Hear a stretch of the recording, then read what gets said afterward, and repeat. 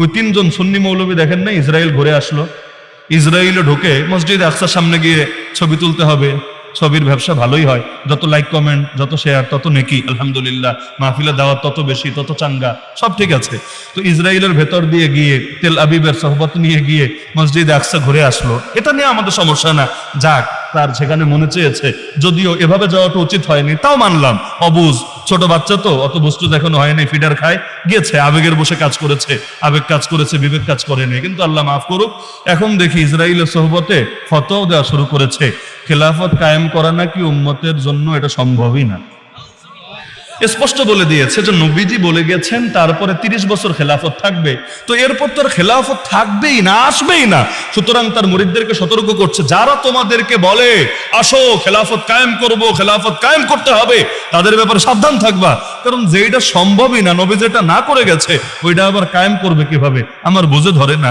খেলাফত যদি কায়েম তারা করতে নাই চায় এবং এটাকে যদি দূষণীয় মনে করে, তাহলে কি কায়েম করতে চায়? তেল আবিবের আদর্শ, ইসরায়েলের আদর্শ, গণতন্ত্র, সমাজতন্ত্র, জাতীয়তাবাদ, ধর্মনিরপেক্ষতাবাদ, মানে চাইটা কি? হয়তো আপনি আল্লাহর আদর্শ জিন্দা করতে চান, না হলে ইবলিসেরটা জিন্দা করতে চান, এরা বাইরে কোনো সূরত কোশ্চিন কালেও সম্ভব না। যেই নবী বলেছেন আমার পরে 30 বছর খেলাফত, ওই নবী বলেছেন কিয়ামত হবে না যতদিন না 12 জন খলিফা আসবে, যাদের প্রত্যেকে কুরাইশ থেকে হবে। এই যতদিন পর্যন্ত এরকম 12 জন খলিফা না আসবে কিয়ামত হবে না। ওইটাও হাদিস, এটাও হাদিস, তো সমাধান কি? এই সমাধান হয়তো তেল আবিব থেকে এখনো শিক্ষা পাওয়া যায়নি। এজন্য আমি চ্যালেঞ্জও দিয়েছিলাম যে আপনার যদি এটা মূর্খতা হয়, গোমরাহি হয়, নিজে পড়াশোনা করে স্বীকার করেন, আর যদি বেশি ঝামেলা মনে হয় আমাদের সাথে আলোচনায় বসেন, দুইটার একটা তো অন্তত করেন, শুধু জিলাপি খেলেই হবে না, এই জিনিসগুলো সমাধান তো অন্তত করেন। কোনো সারা নাই, কোনো সারা শব্দ নাই, ঘন্টার পর ঘন্টা, 24 ঘন্টা পার হয়ে যাচ্ছে। লেকিন এই ফিতনা তো বড় জটিল, কারণ নবীর এক কথারই তো 2 দিন পর আরেক কথার বিরুদ্ধে দাঁড় করাবে। আল্লাহ নবী বলেছেন তারপরে লাগাতার 30 বছর খেলাফতে রাশেদা থাকবে। আমরা জানি হাসান রাদিয়াল্লাহু আনহু শাহাদাত পর্যন্ত 30 বছর অতিবাহিত হয়েছে। আবু বকর রাদিয়াল্লাহু আনহু, ওমর, ওসমান, আলী রাদিয়াল্লাহু আনহু পর্যন্ত নিলে 29 বছর 6 মাস, আর হাসান রাদিয়াল্লাহু আনহু 6 মাস মিলালে 30 বছর। এই 30 বছর খেলাফতে রাশেদা। খেলাফতে রাশেদা মানে নবী যেভাবে রাষ্ট্র পরিচালনা করেছেন হুবহু ওই আদর্শ, একটু এদিক সেদিক না, হুবহু ওই আদর্শে রাষ্ট্র পরিচালনা করা, এটাকে বলা হয় খেলাফতে রাশেদা।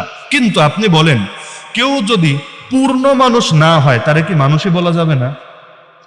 যেমন মনে করেন একজন মানুষ কিন্তু চোখ নাই, একজন মানুষ কিন্তু হাত নেই, একজন মানুষ কিন্তু ল্যাংড়া, হাঁটতে পারে না, একজন মানুষ কিন্তু তার প্রতিবন্ধী, শারীরিক কোনো জটিলতা, ওরে কি মানুষ না বললে এখন গরু ছাগল বলতে হবে নাকি?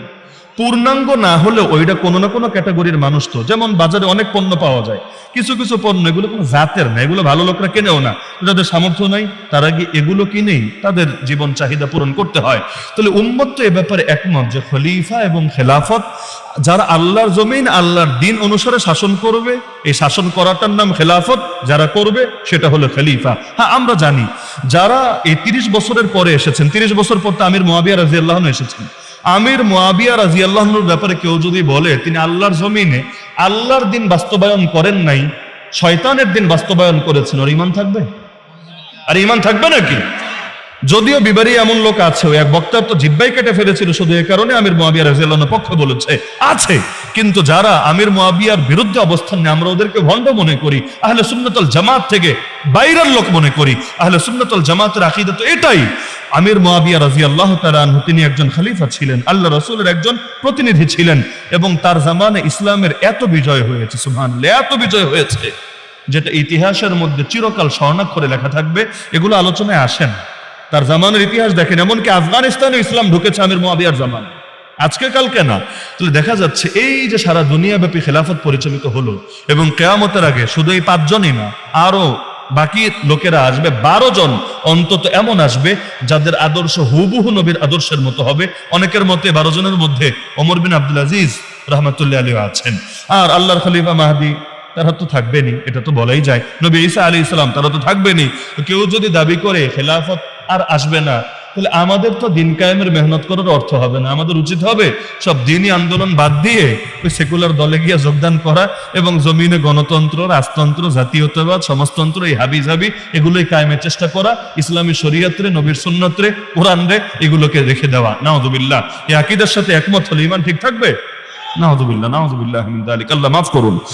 একইভাবে আজকাল তো অনেকে সুন্দর সুন্দর শব্দ শুনলে একটু আহ্লাদিত হয়ে যায়। যেমন ধরেন, মুক্তিযুদ্ধের চেতনায় শব্দ দিয়ে কতকাল আমাদেরকে সুন্দর করে গোলাম বানিয়ে রাখা হলো। একইভাবে দেখা যায় উন্নয়ন উন্নয়ন। বিগত দিনে আমরা কোনো জুলুম নিয়ে প্রতিবাদ করলে দেখো গুম হচ্ছে, খুন হচ্ছে, আলেম ওলামাকে গ্রেফতার করা হচ্ছে, ইসলামের বিরুদ্ধে এই আইন হচ্ছে। খালি শোনানো হতো সকালে 100 বার, বিকালে 100 বার উন্নয়ন উন্নয়ন উন্নয়ন উন্নয়ন উন্নয়ন। মানে কোনো প্রতিবাদ করা যাবে না, কারণ দেশে অনেক উন্নয়ন হচ্ছে। ইসলাম গেলে যাক, কিন্তু দেশে পদ্মা সেতু তো হচ্ছে, মেট্রো রেল তো হচ্ছে, দেশের মধ্যে এই হচ্ছে সেই হচ্ছে। এই উন্নয়নের গল্প শুনিয়ে দীর্ঘকাল পর্যন্ত জাতিকে জুলুম করা হয় নাই? হয়েছে, আল্লাহ মাফ করুক। এখন লোকে আবার সংস্কারের স্বপ্ন দেখতে শুরু করেছে। যাই বলা হোক, সংস্কার সংস্কার সংস্কার সংস্কার, কোনো কথা বলা যাবে না, কারণ সংস্কার এবং উন্নতি তো হচ্ছে। আলহামদুলিল্লাহ, দেশ যদি উন্নত হয় আমাদের লাভ, আমাদের লস না। কারণ দেশ উন্নত হলে সবাই ভালো থাকবে, আমিও ভালো থাকবো, আপনিও ভালো থাকবেন।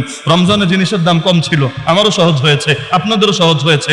মাদ্রাসায় যারা বোর্ডিং চালায় ওদের আরো বেশি সহজ হয়েছে। আলহামদুলিল্লাহ, কোনো সমস্যা নাই। লেকিন আল্লাহর জাতে পাকের কসম করে বলি, ইসলামকে বাদ দিয়ে কখনোই কোন জাতিকে উন্নত করা, সংস্কার করা সম্ভব না।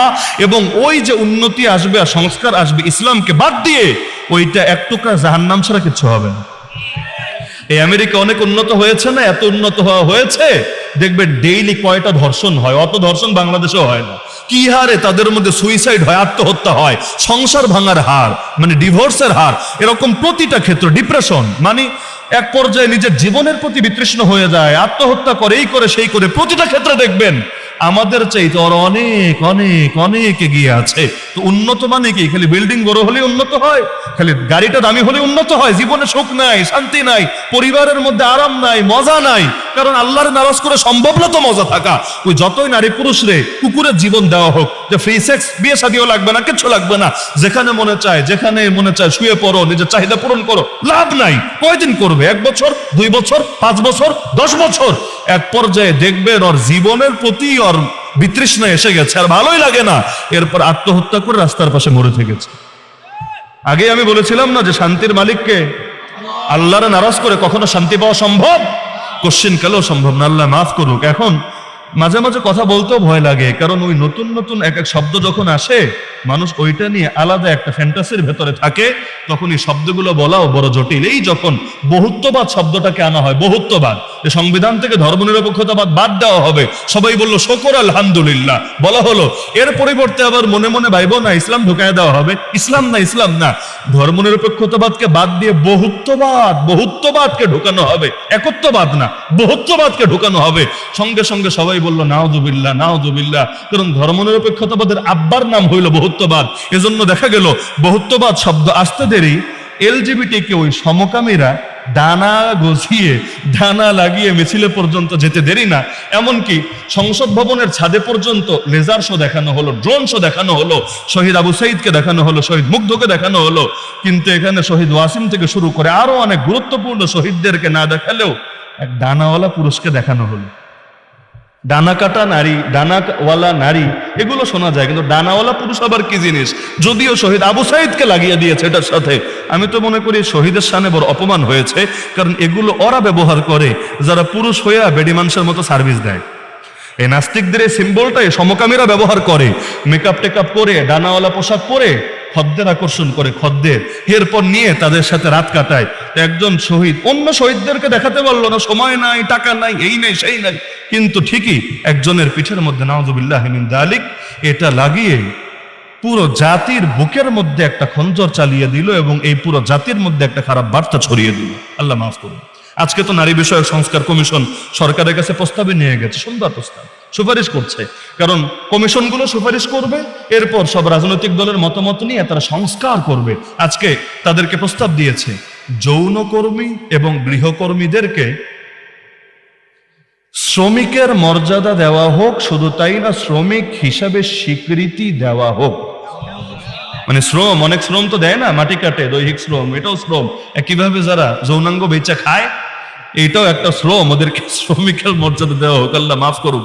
আমরা স্বপ্ন দেখেছিলাম এমন এক বাংলাদেশের যেখানে কয়েকটা টাকার জন্য কোনো নারীকে কখনোই দেহ বিক্রি করতে হবে না। আমরা স্বপ্ন দেখেছিলাম এমন এক বাংলাদেশে যেখানে পয়সার জন্য নারীদেরকে পতিতালয়ের এই জিন্দানখানায় বন্দী করে রাখা হবে না। কারণ প্রতিটা পতিতালয়ের প্রতিটা নারী বঞ্চিত, লাঞ্ছিত, অপদস্থ, নির্যাতিত, নিষ্পেষিত।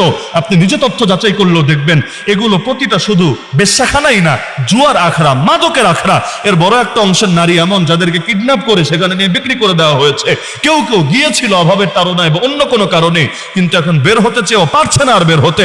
দরকার ছিল এই পতিতালয়দেরকে সেখান থেকে বের করে এনে সম্মানজনক জীবন দেওয়া হবে, কর্মসংস্থানের ব্যবস্থা করে দেওয়া হবে, গোটা জাতির যুবকদের চরিত্র হেফাজতের জন্য সরকার উদ্যোগ নেবে। কিন্তু এগুলো কিছু হলো না, আমাদেরও প্রতিবাদ হলো না, প্রতিবাদ করার কোনো চেতনা আসলো না। লেকিন ওরা এখন থেকে প্রস্তাব দিচ্ছে গৃহকর্মী আর যৌনকর্মী একসঙ্গে মিলায় ফেলছে। মাশাআল্লাহ, আমার কাছে মনে হয় সংস্কার কমিশনের মধ্যেও যৌনকর্মী আছে। এই দরদটা আসলো কেন? আলমার ওই নাফসিহি, আরবিতে একটা প্রবাদ আছে, প্রত্যেকে নিজের উপর তুলনা করে। আমাদেরকে যদি দায়িত্ব দেওয়া হয় দেশের কোনো সংস্কার কমিশনে, কয়জন হুজুরকে ধরেন, জামিয়া নূসিয়ার হুজুরকে দায়িত্ব দেওয়া হলো অথবা ভাদুপুরের হুজুরকে দায়িত্ব দেওয়া হলো, আর কিছু চিন্তা করুক না করুক, ধর্মের পক্ষে তিনি কিন্তু চিন্তা করবেন, ধর্মীয় দুই একটা প্রস্তাবনা তিনি রাখবেন, স্বাভাবিক ব্যাপার। কারণ প্রত্যেকে নিজের যেটা, তার ভেতরে যেটা আছে সেই চেতনাটাকেই সে সবার আগে সামনে আনার চেষ্টা করবে। তো এখন আল্লাহ ভালো জানে যৌনকর্মীরে এই শ্রমিক হিসাবে মর্যাদা দেওয়ার কথা যেহেতু এসেছে, আমার দিল বলে মনে হয় সেখানে এমন কেউ আছে যে নিয়মিত সার্ভিস দেয়। এখন সেটা পয়সার বিনিময়ে দেয় নাকি মাগনা দেয়, এটা আল্লাহ তাআলা ভালো জানে। আরো প্রস্তাব দেওয়া হলো, যেটা সরকার নিজে চিফ অ্যাডভাইজার পেজের মধ্যে নিজেরা পাবলিশ করেছে, যে সংবিধানের 28 অনুচ্ছেদের অধীনে, আল্লাহ মাফ করুন, 2009 সালে, আমার এখনো মনে পড়ে, মুফতি আমিনুর রহমতুল্লাহ আলাইহি, আল্লাহ তাআলা তার কবরকে নূরে নূরান্বিত করে দিন। আওয়ামী লীগ ক্ষমতায় আসার পরপরই এই নারী নীতি নিয়ে যে কাজটা করেছিল, ফতোয়া বন্ধের রায় আর নারী নীতি, আপনাদের মনে আছে কিনা আমি জানি না। ওই সময় সেই 2009 থেকে নিয়ে কয়েক বছর পর্যন্ত আমার জীবনে এমন একটা শুক্রবার ছিল না যে শুক্রবার মাদ্রাসার আইন ভেঙে হলেও নিয়মিত মুক্তাঙ্গনে যেতাম না, সেখানে পল্টনে গিয়ে মিছিল করতাম না প্রতিটা সপ্তাহে। এমনকি সেই মুফতি আমিন রহমতুল্লাহ আলাইহির হরতাল বলেন, আরো যে আন্দোলনগুলো হয়েছিল, আল্লাহ তাআলা শরীক থেকে তৌফিক দিয়েছিলেন। তো ওই সময় ওই সমতার নামে, নারী পুরুষকে এক করা, নারী অধিকারের নামে বিভিন্ন কুফরি মতবাদ চাপিয়ে দেওয়ার চেষ্টা করা হয়েছিল, যেটা নিয়ে প্রতিবাদ করার কারণে অবশেষে তাকে একঘরে হয়ে যেতে হয়েছিল এবং সেই গৃহবন্দী অবস্থায় লাশ হয়ে তাকে বের হতে হয়েছিল। আমার এখনো মনে পড়ে তার জানাজায়, সেই 12 তারিখে তো তিনি ইন্তেকাল করলেন, তার জানাজায় আমরা গেলাম। যদিও মাদ্রাসা থেকে প্রথমে পারমিশন ছিল না, কিন্তু তারপরও তখন আবেগটা ছিল এই পর্যায়ে যে আসলে আবেগের সামনে আইনগুলো অনেক সময় মান্য করার সুযোগ হতো না। আমরা চলে গেলাম সেই জানাজায়, সেখানে আমার এখনো কানে বাজে ঢাকার মেয়র সাদেক হোসেন খোকা ইন্তেকাল করেছেন। সেই সাদেক হোসেন খোকা সাহেব তিনি তার বক্তব্যের মধ্যে এই বাক্য বলেছিলেন যে মুফতি আমিনী মরে নাই, তাকে মারা হয়েছে, তাকে গৃহবন্দী করে ধীরে ধীরে ইচ্ছাকৃতভাবে মৃত্যুর দিকে ঠেলে দেওয়া হয়েছে। তিনি বলতে চেয়েছিলেন, আমি মনে করি তিনি শহীদ এবং এই আওয়ামী লীগ হলো তার ঘাতক, তার খুনি। তো সেই সময় নারী নীতির জন্য আলেম ওলামা সারা দেশে, আমার তো ধারণা ব্রাহ্মণবাড়িয়া আন্দোলন আরো বেশি হয়েছে, যেহেতু আন্দোলন এগিয়ে থাকে। আমি তো জানি না ওই সময় ব্রাহ্মণবাড়িয়ায় আমার কখনো আশাও হয় নাই ওই জামানায়, তবে আমার ধারণা এখানে তো আছেন অনেক মুরব্বীরা, 2009 নারী নীতি আর ফতোয়া বন্ধের সময় আন্দোলন করেছিলেন। মাশাআল্লাহ, কয়েকজন হাত তুলেছেন। আল্লাহ তাআলা আপনাদের এই শানটাকে চিরকাল অক্ষুণ্ণ রাখার তৌফিক দান করুন এবং দিন বা দিন আরো তারাক্কি দান করুন। ব্রাহ্মণবাড়িয়ার মানুষের বুকে আল্লাহ যে অমিততে যে সাহস দিয়েছেন, এই সাহস দিয়ে বাংলার জমিনে ইসলামের পক্ষে একটা পূর্ণাঙ্গ বিপ্লব ঘটনার তৌফিক দান করুন। এখন দেখা যাচ্ছে সরকারের কাছে সুপারিশ গেছে, যদিও বাস্তবায়ন এখনো হয় নাই, সুপারিশ গেছে। কমিশন তাদের কাছে সুপারিশ করেছে। সেটা কি?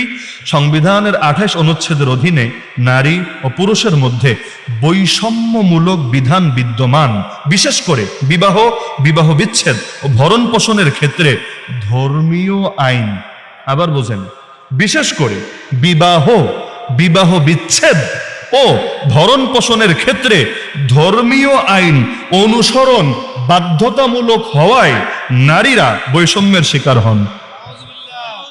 সুবহানাল্লাহ বলবেন না নাউজুবিল্লাহ? ইসলাম নারীদেরকে বৈষম্য করেছে, ইসলাম নারীদেরকে ঠকিয়েছে, ধর্মীয় আইন বাধ্যতামূলক হওয়ার কারণে নারীরা শেষ হয়ে গেছে। নাউজুবিল্লাহ। আজও পর্যন্ত নারীরা যতটা পিছিয়ে আছে যেই ক্ষেত্রে, আমি তো মনে করি ইসলাম ঠিকভাবে অনুসরণ না করার কারণে পিছিয়ে আছে। কারণ ইসলাম নারীদেরকে সমানাধিকার দেয়নি, অগ্রাধিকার দিয়েছে। এগুলো যদি আমি 1 ঘন্টা হাতে টাইম পাই আলাদা করে এটা বুঝিয়ে দেওয়া সম্ভব। ছাত্র জামান উস্তাদদের মুখে শুনেছি, প্রথম শুনে দিলের মধ্যে একটু খটকা খটকা লাগতো, যে মনে হয় একটু বাড়ায় বলছে। ইসলাম আসলেই কি নারীদেরকে অগ্রাধিকার দিয়েছে? আলহামদুলিল্লাহ।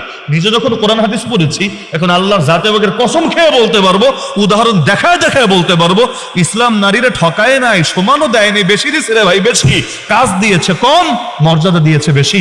একজন নবীও নাই নারী, একজন নবীও নারী নাই। আপনার মনে হতে পারে নারীরা তো পিছায় গেল, আরে পাগল, নবুয়তের দায়িত্ব এত কষ্টের দায়িত্ব, এত গুরু দায়িত্ব, যার জন্য কাউকে করাত দিয়ে 2 টুকরা করা হয়েছে, কাউকে খাবারে বিষ মিশানো হয়েছে, কতজনকে কতভাবে কষ্ট দেওয়া হয়েছে। এমনকি ওহী নাজিল হলে আমার রাসূল পর্যন্ত শীতকালে পর্যন্ত গা থেকে ঘাম বের হতো, উটের পিঠে থাকলে উট পর্যন্ত দাঁড়িয়ে থাকতে পারতো না, বসে পড়তে বাধ্য হতো।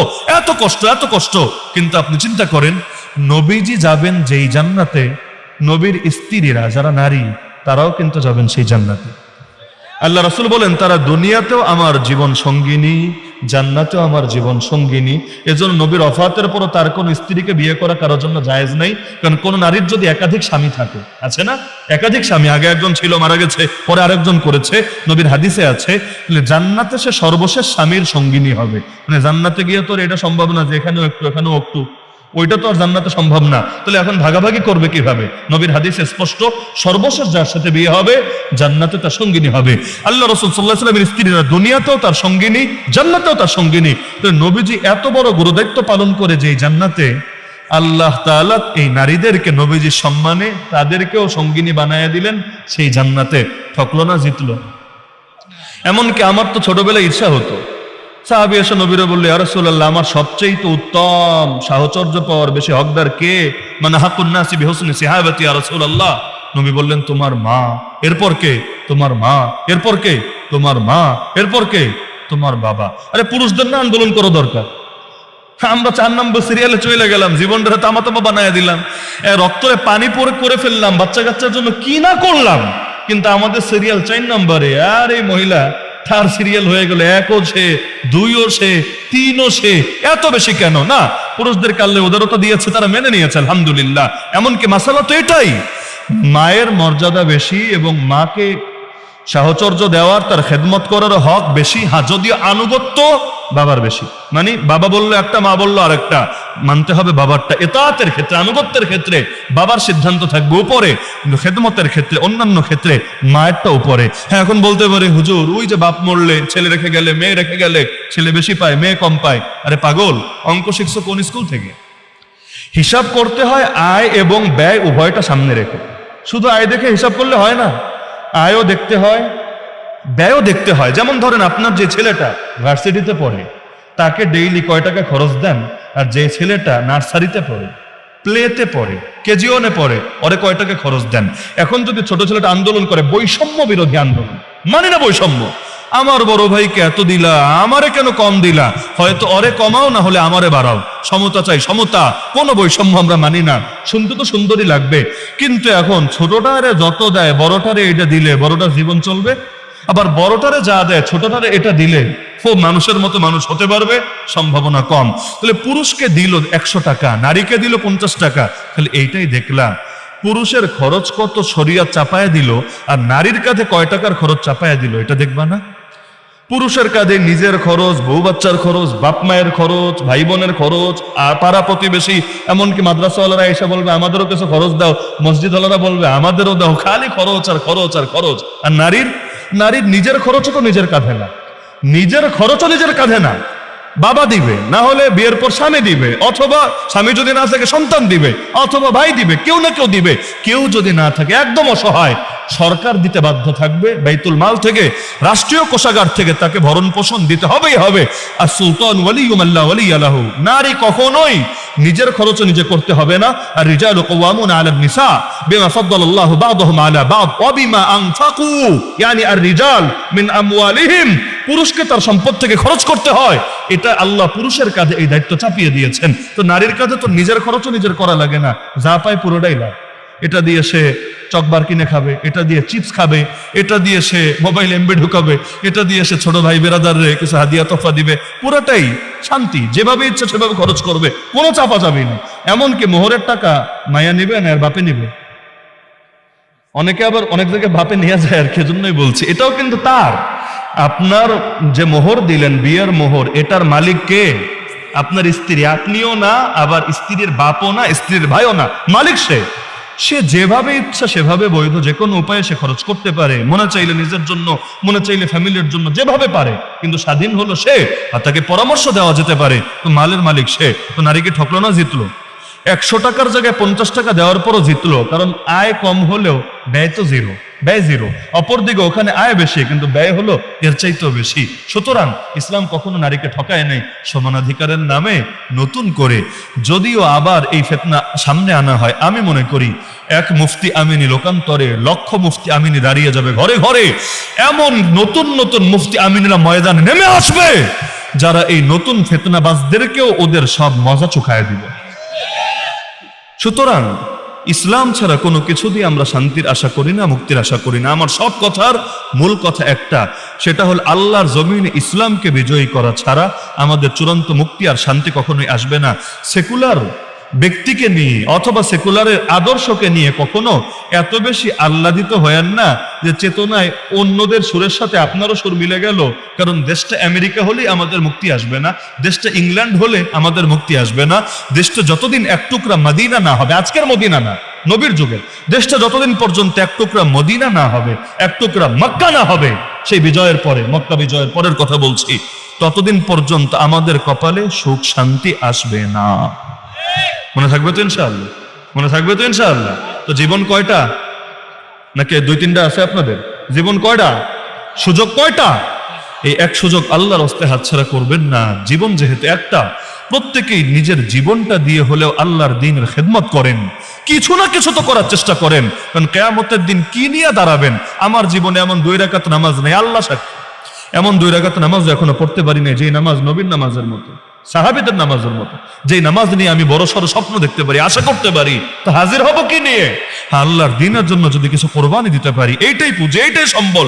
আল্লাহরে বলবো, আল্লাহ দেখো আমার গায়ের আঘাত তোমার দ্বীনের জন্য।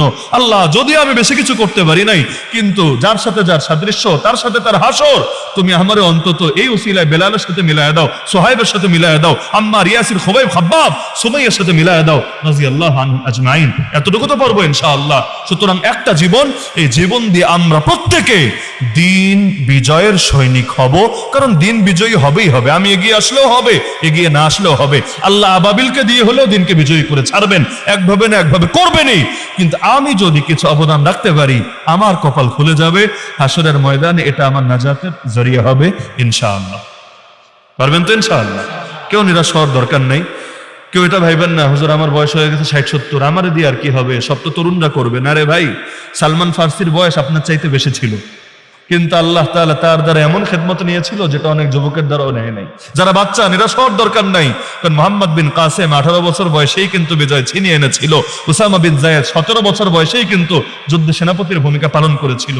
সবার জন্যই সান্ত্বনা আছে সিরাতে, সবার জন্যই সান্ত্বনা আছে সাহাবীদের জীবনীতে। সুতরাং আল্লাহ যাকে যেই লাইনে যোগ্যতা, প্রতিভা, সম্ভাবনা দিয়েছে, দ্বীনের জন্য উৎসর্গ করে দেন। সকলের সম্মিলিত প্রচেষ্টায় একদিন বাংলার জমিন ও ইসলামের জমিন হবে। সেদিন বাংলার আকাশে নির্ভয়ে কালেমার পতাকা বিজয়ের নিশানা হিসাবে পথ পথ করে উঠতে থাকবে।